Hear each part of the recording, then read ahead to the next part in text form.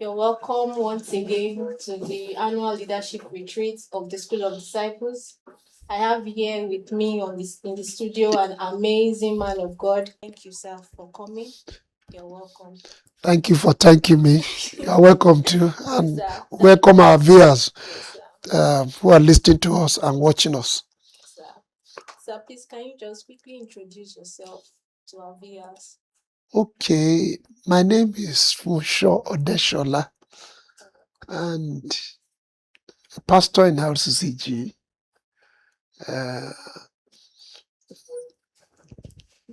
Continental overseer of Continent 3, part of Southwest Nigeria and the Middle East. Yeah, and that's about me. And if anybody want to give me a title, I want to carry the title of assistant brother. You're welcome once again. Sir. Thank you for welcoming me. Yes, sir. Sir, please, when did you attend the School of Disciples, the year particularly? And can you share your experience so far as a student and an alumni of the School of Disciples? Thank you very much. I am part of the first student when the School of Disciples started, and still very young at that time. And I reside in Ilesa, and I will come on those weekends on my motorbike, Suzuki 100 from Ilesa. Ride all the way from Ilesa to the Redemption Camden, which is now the City of God.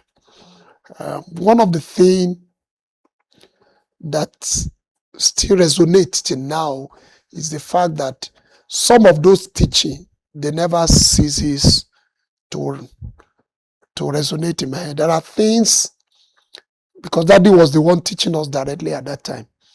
So just like yesterday, or just like the teaching we've just done now, I can still remember almost everything taught. Teachings about ego, teachings about what is our weapon, who we need to face. And those are the things that have helped me in the ministry. Because those teachings are down to the earth, they are simple. They are simple language that you can identify. And the example is not a bogus example of something that is there. And if I'm standing in the Lord today, one of the strengths of my standing is the School of Disciples. And of course, when they ask me to come and do a teaching here, I have to look at my own note too. Because those things are the strength that God has used to bring me up. And still, the Lord said to Elijah, he was asking God, kill me. The Lord said, you need food. And that food took him for 40 days. So that I'm standing in him today, that I can stand in the middle of storm and still hold on to God, that I didn't allow title to enter my head, is just that teaching that we had. My prayer for Baba is God will continue to increase him. And I hope everyone who is a member of School of Disciples now can also take the teaching seriously. You had one of the great preachers in Lagos, Pastor Bakari. He said he never went to Bible college, that his Bible college was the School of Disciples. And you can see what he teaches, you can see the congregation he leads. And I know many bishops in Nigeria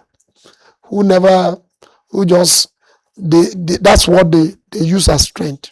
Yes, sir. You taught us tonight about discipline of an ego. And you mentioned so many discipline of vision, of high standard, of standing alone.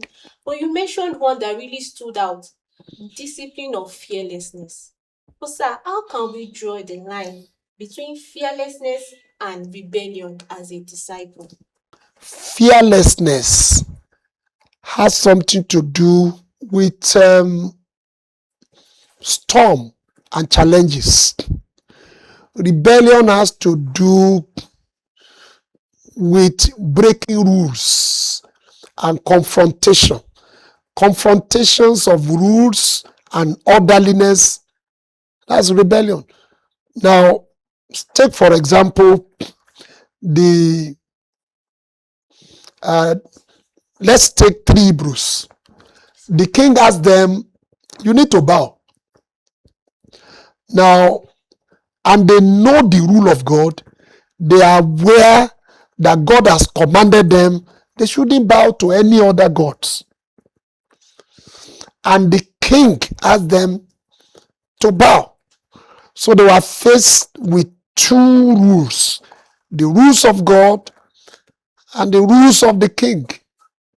So sometimes when you are faced with righteousness and evil, you need to pick God. We may say they rebel against the king because they want to obey the will of God. Joseph flee. He will have had a wee ride on fornication. But because he knew, he said, how can I do this evil and sin against God? To the wife of Potiphar, that was a rebellion. Because somebody is feeding you, pampering you. So when we come to fearlessness and rebellion,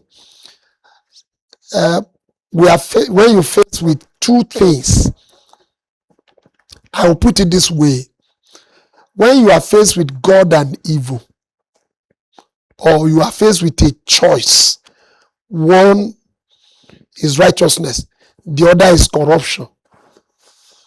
Now, fearlessness on the part of righteousness is to rebel against evil. So when there is a thin line between the 2.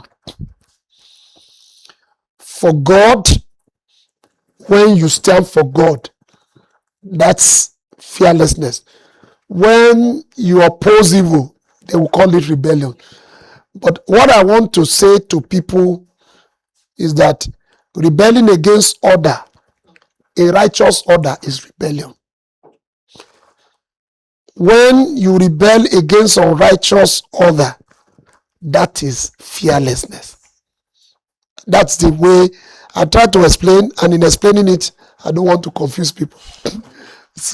But when you are faced with 2 choices, either to choose rightly or to choose wrongly, make sure you choose righteousness fearlessly, even if it has to be rebellion to the way of the world.